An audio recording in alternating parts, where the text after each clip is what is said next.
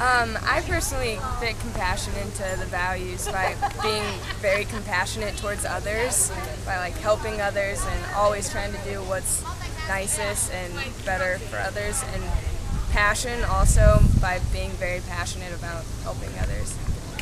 Two words that I selected that I think most represent my belief with the alignment with the Ignatian values are passion and compassion.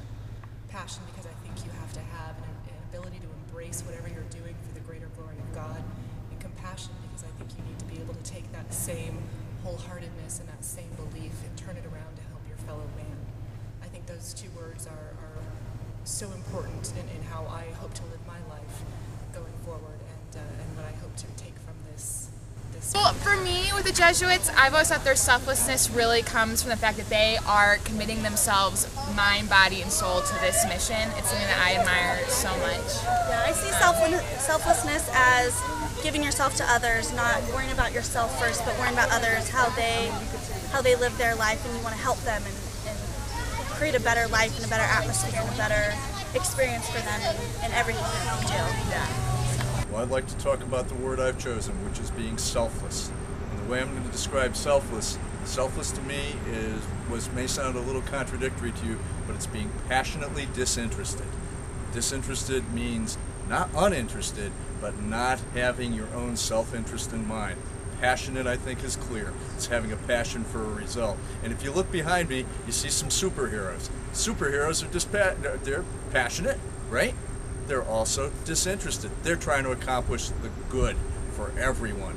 And that's the Ignatian value of selflessness, that we accomplish the greater good and we don't look for the credit for ourselves, but for getting the most and the best justice for most people. I would say that service is the great joy of helping others. Yeah, Dr. Cherney. Yes, ma'am, I realize I went over my time, but the Ignatian values mean so much to me. Oh, hey, gotta go, the paparazzi's here. Talk to you later. Empowerment. Empowerment dignifies what the Jesuits were all about.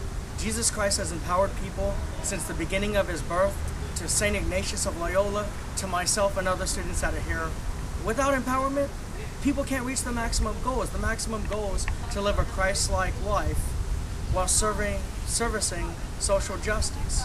That is what empowerment means to me.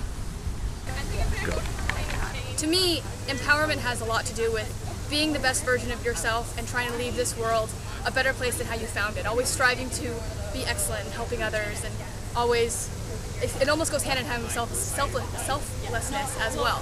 So that's what empowerment means to me. Service to me is about giving of yourself for something bigger than yourself, something different, a team or even just an organization. To me, one of the most important things is service to my family. I serve them because anything I can do to support my family, whether it be in the military, and as they are all in the military, if I can support my family by having a career that I can support them with financially, then I'll do that. And service to the military or service to the country, there's nothing better than being able to support a country that's given me so much. So that's what I consider service, whether it be for my family or my country. At dinner last night, we started to exchange stories about where we were on 9/11. I work in a public school system. I've been there for 24 years. And at the time, I was working in a building with only 4th and 5th graders. There were 900 of them. We had 100 staff members. We're about 38 miles outside of New York City, and we have a lot of kids whose both parents work in the city.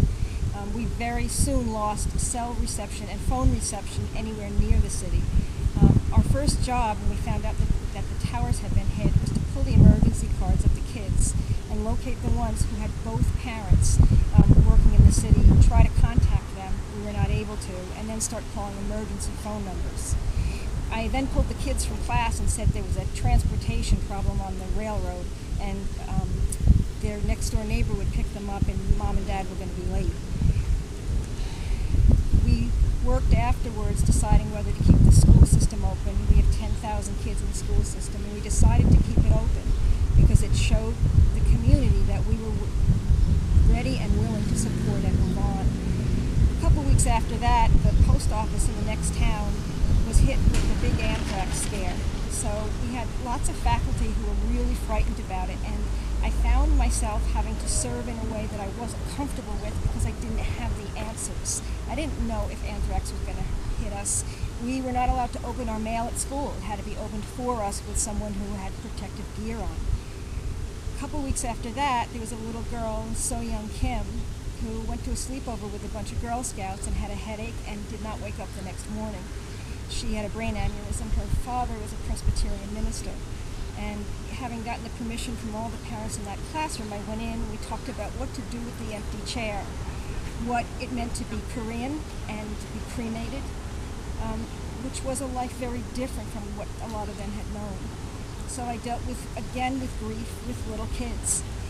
And then a couple weeks after that, there was another plane crash over Queens, New York. There were a lot of members from the Dominican Republic. The pilot was the father of Brad and Peter States, who were in the school.